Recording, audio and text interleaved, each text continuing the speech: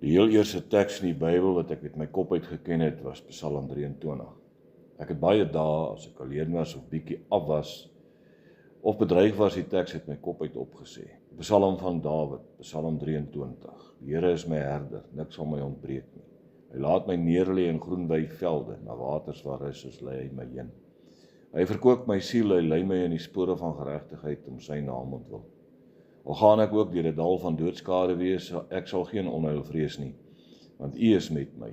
U stok en U staf, die vertroos my. U berei die tafel voor my aangesig teenoor my teestanders. U maak my hoof vet met olie, my beker loop oor. Net goedheid en guns sal my volg al die dae van my lewe en ek sal in die huis van die Here bly, in lengte van dae. Ek het eers baie jare later besef dat die proklamasie in my eie lewe eintlik 'n proklamasie was, 'n standpunt was, wat ek ingeneem het oor my eie lewe, deur dit op te sê. Wanneer jy die woorde spreek, sodat God in aksie en sal sy engele jou beskerm, oral waar jy jou voete neersit, sal God jou werke seën en jou help om van die kronkelpaaie te klim en jou pad terug te vind na die regheid. As ek vandag terugkyk op my eie lewe en herleef die paaie wat ek geloop het, die afdraaipaaie wat ek geneem het, die kronkelvoetpaadjies deur die lewe waar ek myself aan soveel gevare blootgestel het, waardeur ek en my familie gesit is, situasies waarin ek was as polisieman, waarin ek myself menigte male bevind, waar ek volgens alle redelike aanduidings eintlik al dood of vermink moes gewees het. Verstaan ek vandag hoekom die teks vir ons geleer is deur ons ouers, hoekom die kerk dit in ons kele afgedruk het, die Sondagskool dit vir ons laat opsê het, en die skool van daardie tyd 'n reuse rol gespeel het om die teksvers of die teks van Psalm 23 in ons koppe in te grafeer. Dis volgens my belewing vandag die enigste teks in die Bybel waar jy as 'n kwesbare sterflike mens die beloftes van voorsiening en beskerming oor jou eie lewe, jou eie kan maak. Dit kan proklameer wanneer jy onder druk is en die teks in jou gedagtes opspring en jy dit net spontaan begin op. Dis 'n gebed wat elke kind van God behoort te ken en te verstaan wanneer jy dit bid. In 2016 was die bedoeling van die stigting van die Boerelegioen as 'n beweging om 'n kollektiewe volk skuif te maak, om as 'n minderheidsbevolkingsgroep wat openlik vyandig behandel is sedert die magsoorname van die ANC, daardie skuif te maak en onsself te posisioneer as 'n volk. Juis omdat ek deel was van die oorgangsstelsel in 1994 en integraal deel was van die stelsel onder die bewind van die ANC. Ek moes van 94 af vir 15 jaar die aftakeling en die vernedering van my eie mense eerstehands tot en met die jaar 2009.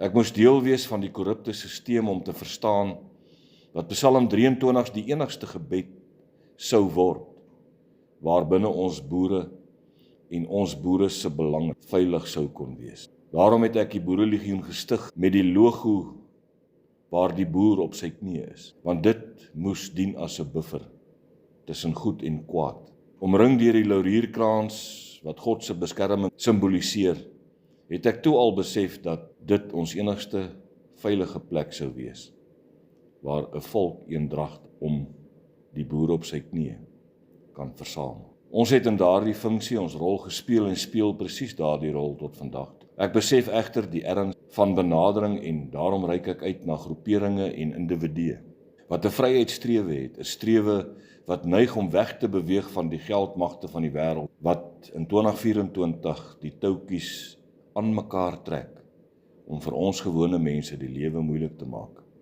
Ek dink maar aan wetgewing wat op die tafel is, die Bella, die grondonteieningswet, die oorloë en gerugte van oorloë wat wêreldwyd kop uitsteek, die moontlikheid van polisiestate wat gaan opstaan om mense te verdruk in gedwonge lockdown ensovoorts. Boerelegioen se assosiasies is daarom lewensbelang om eerstens aansluiting te vind in denke en dade en om vooraf kennis en inligting te kry wanneer 'n lewensgevaarlike bedreiging bestaan. Daarom is baie van die plekke waar ons loop, plekke waar die grond nog nie gebreek is nie, plekke waar ons voete nog nie regtig geloop het nie.